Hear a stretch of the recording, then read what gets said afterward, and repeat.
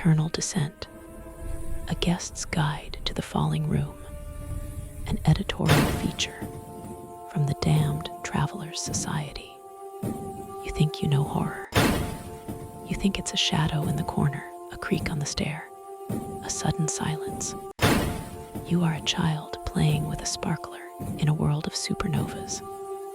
True horror is not a moment of fear. It is the architecture of eternity built around a single, unbearable moment. It is a system, a bureaucracy. And nowhere is this more elegantly, more chaotically evident than in the infernal hospitality sector, specifically in the penthouse suite known to its repeat guests as the Falling Room, located on the non-existent top floor of the Perpetuity, a hotel that exists in the metastable space between dimensions. The Falling Room is not for the faint of heart, nor for the newly damned. It is a connoisseur's damnation, a vintage of agony that must be sipped, not chugged. Getting a reservation is itself a trial. One must have committed sins of a particularly creative, bureaucratic, or stylistic nature. Sinners who were merely brutish or cruel end up in the more straightforward pits. The Falling Room is for the art directors of atrocity, the poets of perdition, the ones who understood that true evil has a certain aesthetic. The concept is deceptively simple. A lavishly appointed hotel room, styled in the peak of 1920s Art Deco opulence, is in a state of perpetual freefall, the skis of hell. It plummets towards a landscape of brimstone and jagged mountain ranges, but it never, ever hits.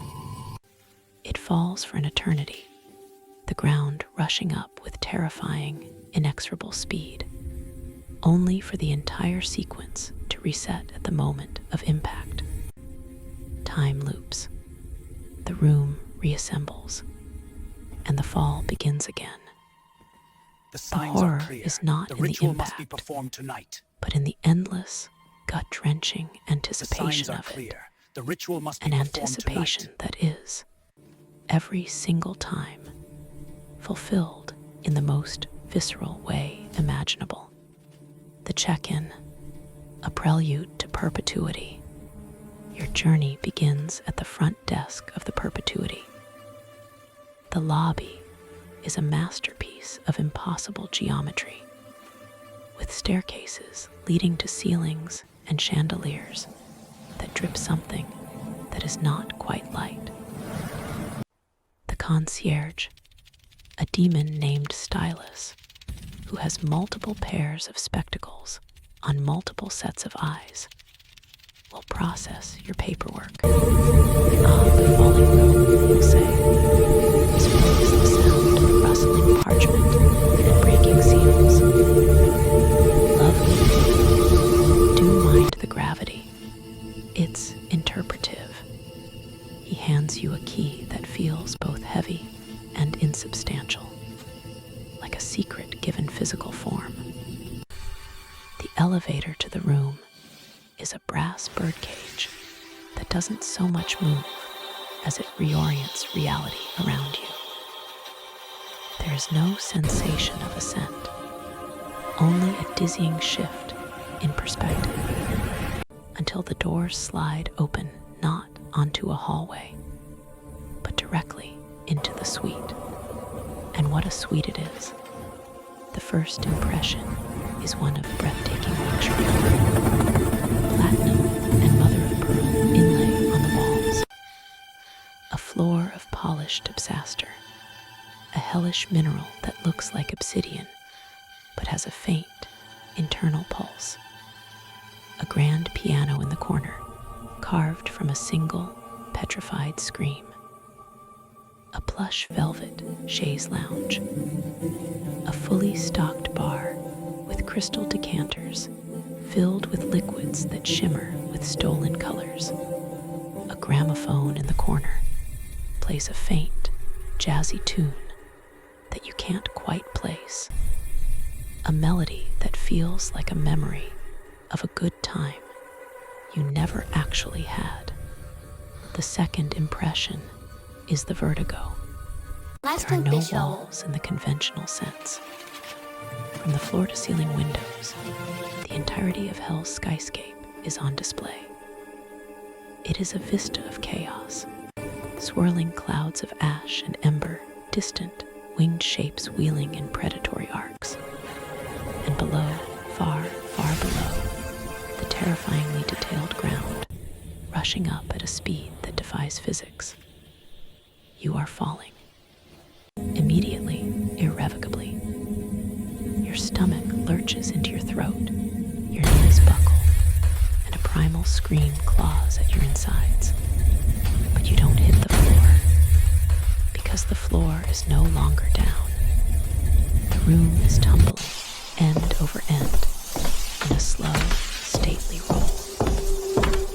One moment the windows are beneath your feet, showing the approaching ground. The next they are on the ceiling, showing the receding, or is it ascending, firmament of hell. The concept of up and down becomes a polite fiction, a memory of a more stable existence. This is where you meet the staff, the bellhop, service beyond the veil. His name is Flegger, and he is the soul of the falling room. Literally, he is a minor imp manifestation of the hotel's service industry, damned to serve for eternity. He is impeccably dressed in a bellhop's uniform of crimson and gold, complete with a cap perched at a jaunty angle. His face is fixed in a rictus of cheerful servitude, a mask of polished bone with glowing embers for eyes. You will first see him walking, perfectly calm, across what you thought was the ceiling. He will be carrying a silver tea tray, the fine china, and pot not so much as rattling. "Welcome, Sir Madam," he'll chime, his voice like cracking ice. Your complimentary welcome tea, a blend of bergamot and the whispered regrets of a fallen cardinal. It's particularly soothing for the nerves. He will pour you a cup, the stream of dark liquid arcing, gracefully despite the room's violent motion. If you are new, you will likely be screaming or vomiting or both. Flegger waited patiently, the tray held steady. The first reset is always the most formative, he'll say, not unkindly. I recommend sipping the tea.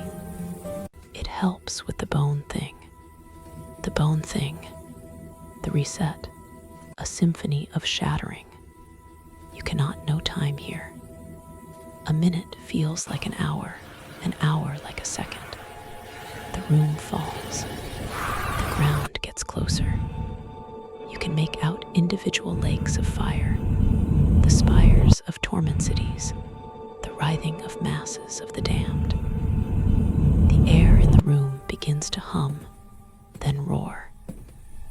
The fine crystal in the bar cabinet starts to chime, a dissonant orchestra of impending doom. This is the pre-reset. The guests, those who have been here for a few cycles, begin to prepare.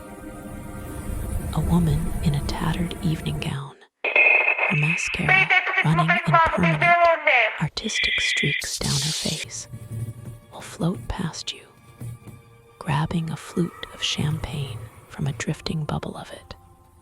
Bottoms up, darling, she'll slur, her eyes wide with a kind of ecstatic terror.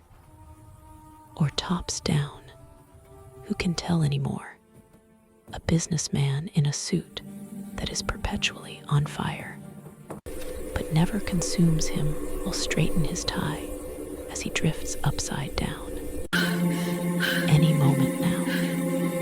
The quarterly reports are always the worst. You, the newcomer, are pressed against a window, unable to look away.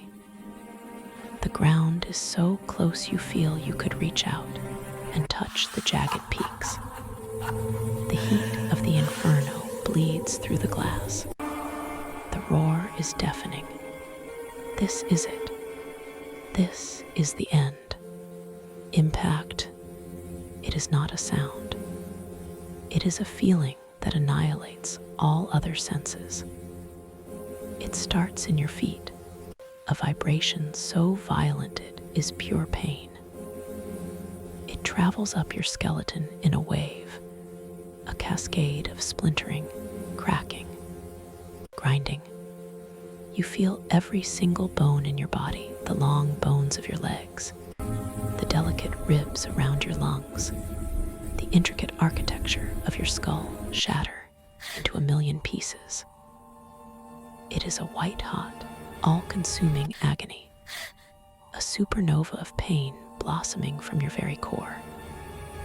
Your vision goes black, then white, then a searing red. You hear your own scream, but it's the sound of shattering glass. And then silence. The roaring is gone. The shaking is gone. The pain is gone. You are standing by the door again. The room is pristine. The gramophone is playing its faint, jaunty tune. The windows show the high, terrible skis of hell, the ground a distant, looming threat once more. Your body is whole. Your clothes are unrumpled, but the memory of the shattering is etched into your soul. It is a phantom pain that lingers, a ghost in the machine of your being. You look at your hands, flex your fingers. They are fine. But you know, you remember. Phlegger is there, offering you a small, delicate pastry. A morsel to restore your essence, Sir Madam, baked with ground lamentations and a hint of despair.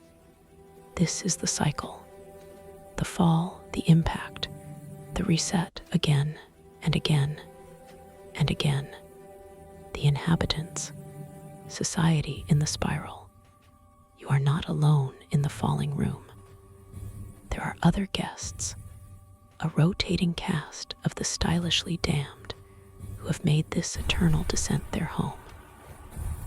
They are the regulars, the ones who have learned not just to cope, to our journey and the but bonds to we thrive forged. in the chaos. May our path be lit by fire and They are friendship. the embodiment of the To has-been our journey vibe, and the bonds we a forged. chaotic, May our path be lit by stylish, fire and and friendship. screamingly insane society.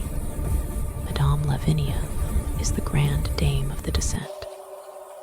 She claims to have been a medium on Earth, a charlatan who bilked grieving families out of their fortunes.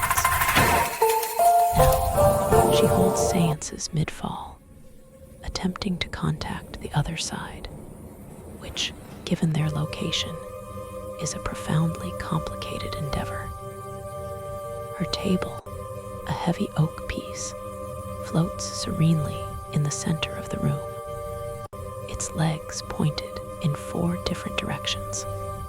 She and her companions, their hands linked, scream in unison as their bones break during the reset, then immediately continue their chanting as they reform.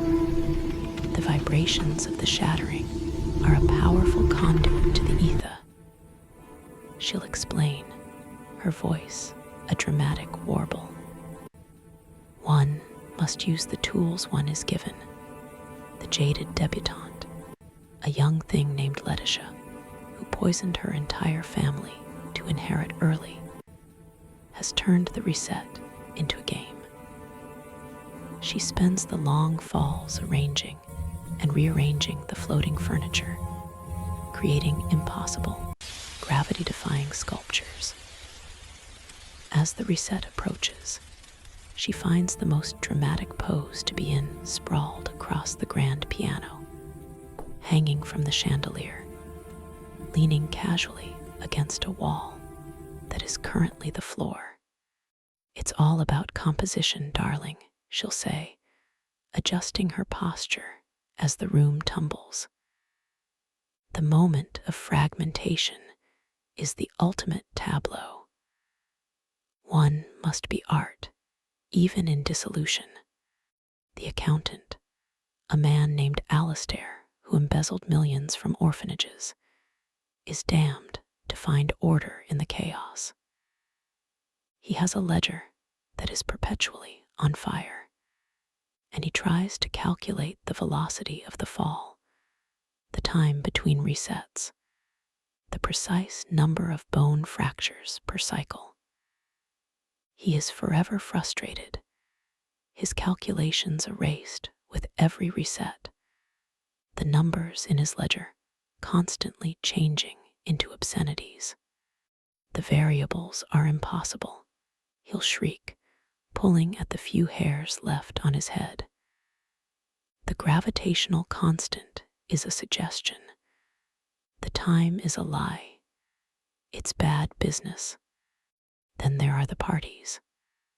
Oh, the parties. When a new group of damned souls checks in, the regulars throw a descent soiree. Flegger outdoes himself, creating canapes that drift through the air like savory clouds and cocktails that change color and flavor depending on which way is up. The guests mingle, floating in small groups, sipping drinks that taste of broken promises and stolen kisses, their conversations a cacophony of screams and laughter. "So, how did you end up here?" a man made of writhing worms might ask a woman whose shadow moves independently. "Tax evasion," she might reply, shrugging. "The creative kind." "Ah, splendid. I was a cult leader, aesthetics mostly. We had the best robes." The room tumbles. A shower of hors d'oeuvres rains upwards. Someone is playing the piano, the notes tumbling out in a discordant but catchy ragtime. And through it all, the ground rushes closer, a shared deadline that binds them all in a fraternity of imminent obliteration. The psychology of the reset, a study in fractured sanity. How does one survive such a thing? Not the body. The body is a renewable resource here. The mind, the soul. The first 100 resets are pure, unadulterated hell. The terror is fresh every time. The anticipation is a physical weight. The moment of shattering is a total system rebooting trauma. Most souls spend this phase in a catatonic state, huddled in a corner, weeping, begging for a mercy that will never come.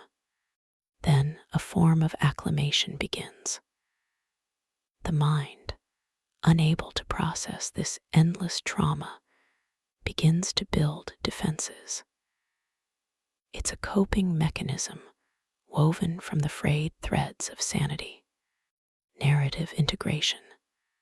Some souls begin to tell themselves a story, that this isn't a punishment, but a test, that the shattering is a purification, each break cleansing them of a sin.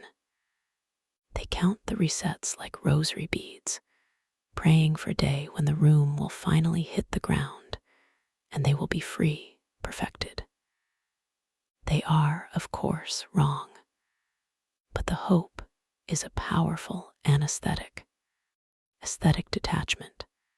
This is the path of the regulars. They lean into the absurdity. They treat the agony as a form of extreme theater. By focusing on the style, the cut of their jacket as they float, the taste of the damned champagne, the composition of their breaking bodies, they distance themselves from the raw experience. The pain becomes a sensation, the terror and emotion to be curated and displayed. They are performers on the world's most terrible stage, and their audience is each other. Fractured identity. Some shatter in a way that doesn't heal. Their personality, unable to reintegrate after each reset, splinters. You might meet a soul who is 5 different people at once, each persona emerging at a different point in the fall cycle. A timid clerk during the peaceful mid-fall, a raging tyrant during the pre-reset panic, a weeping child during the shattering. They are living jigsaw puzzles with missing pieces. Phleger observes it all. He is the ultimate bartender, the silent confessor. He has seen souls break in ways the reset cannot fix. He has seen friendships forged in freefall and betrayals that cut deeper than the shattering of bone. He serves the tea, he cleans the non-existent dust, and he maintains the one constant in the falling room, the impeccable service. A day in the life, or a cycle in the spiral. To truly understand, one must live a single, full cycle. Let us follow you, the newcomer, after your first, formative reset. Phase 1, the post-reset lull. The room is quiet. The air is still, thick with the memory of pain. You are whole, but you feel fragile, like a china doll glued back together. The other guests are going about their business. Madame Lavinia is complaining that the reset disrupted the spectral frequencies. The debutante is critiquing her pose from the last cycle. My arm was at a decidedly unflattering angle, she sniffs. Phleger offers you a moist, warm towel that smells of ozone and forgiveness. For the existential disorientation, Sir Madam, this phase is a false calm. It is the moment at the top of the roller coaster before the plunge. The ground is distant, a theoretical threat, but the memory of its approach is a cold stone in your gut. Phase 2, the gentle descent. The fall begins to feel more pronounced. The objects in the room start to develop a faint, drifting quality. A pen left on the desk will slowly lift off and begin to orbit its own axis. Your hair might float around your shoulders. The guests begin their activities. The accountant starts scribbling in his ledger. The debutante begins her furniture ballet. A low, ambient hum begins to permeate the suite, the sound of the room cutting through the hellish atmosphere. This is the longest phase, a stretched out moment of surreal normalcy. Conversations are had. Alliances are formed. A man made of static and bad decisions might try to sell you a timeshare in the lava fields. You learn to move, pushing off from surfaces, learning the crude physics of this tumbling cage. It becomes almost peaceful. A beautiful, terrible lie. Phase 3, the pre-reset panic. The ground is no longer distant. It is a continent rushing up to meet you. The hum becomes a roar. The floating objects are now whipping around the room, caught in violent, miniature tornadoes. The windows glow with the orange-red light of the inferno below. The temperature rises. The fine sweat on your brow is not from heat, but from primal, animal fear. This is when the social constructs fall away. The stylish nonchalance of the regulars becomes strained, their eyes wide, their laughter a bit too shrill. The debutante scrambles for her final pose. The accountant abandons his calculations and simply screams numbers into the void. Madame Lavinia's séance reaches a fever pitch, her voice competing with the roar. Is anyone there? Speak to us. Give us a sign. The sign is the ground, filling the entire window, a mosaic of fire and rock and agony. You find yourself, despite your best intentions, pressed against the glass. You can't look away. It is the most terrifying, most beautiful thing you have ever seen. The sheer scale of your doom is awe-inspiring. Phase 4, the shattering. It happens, the wave of annihilation. The feeling of your skeleton turning to dust inside you. The white noise of pain that erases the world. For a timeless moment, you do not exist. You are a collection of broken parts, a concept of a person disassembled. Phase 5, the silence. And then you are by the door. The room is pristine. The gramophone plays. The cycle begins anew.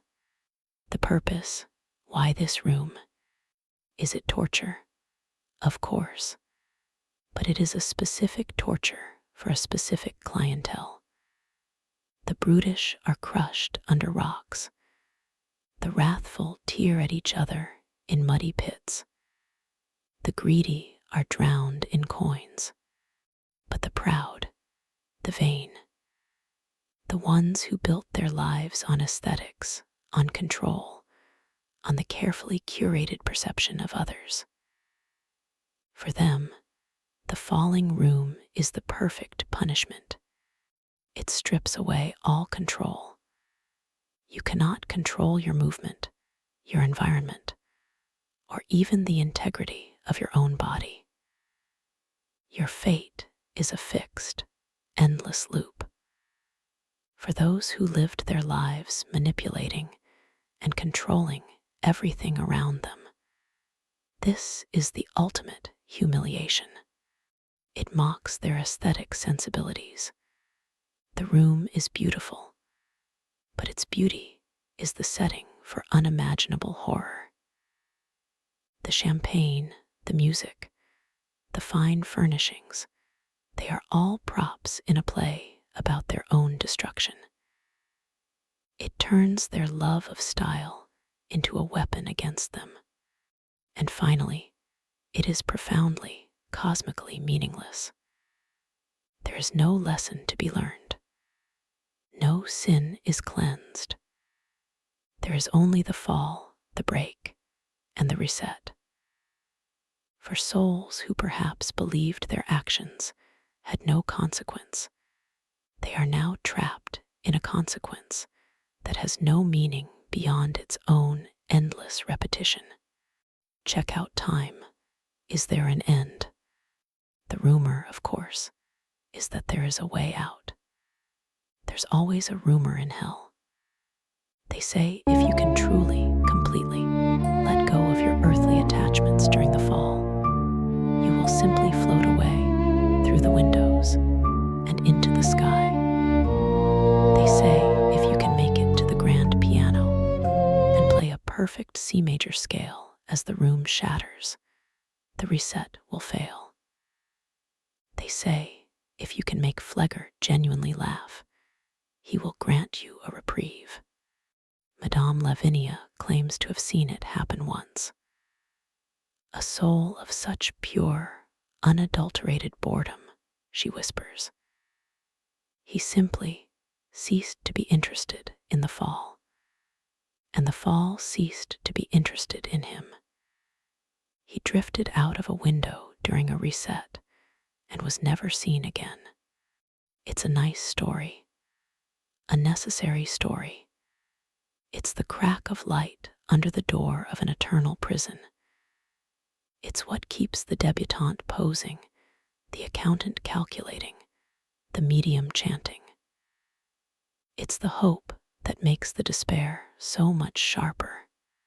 As for you, the newcomer, you will eventually stop being new. The screaming will become a form of singing. The terror will become a flavor on your tongue. The shattering will become a strange, violent sigh of relief. You will learn to appreciate the fine vintage of a damned champagne, the complex notes of a regret tea. You will find your role in the society of the falling. You will become a regular. And when the next new soul checks in, wide-eyed and screaming, you might find yourself floating past them, grabbing a drifting canapé. Bottoms up, darling, you'll say, your voice a blend of broken glass and weary sophistication. Or tops down, who can tell anymore? And as the ground rushes up to meet you for the 10,000th time, you'll strike a pose. Because in the end, in the endless, screaming, stylish descent, it's all you can really do.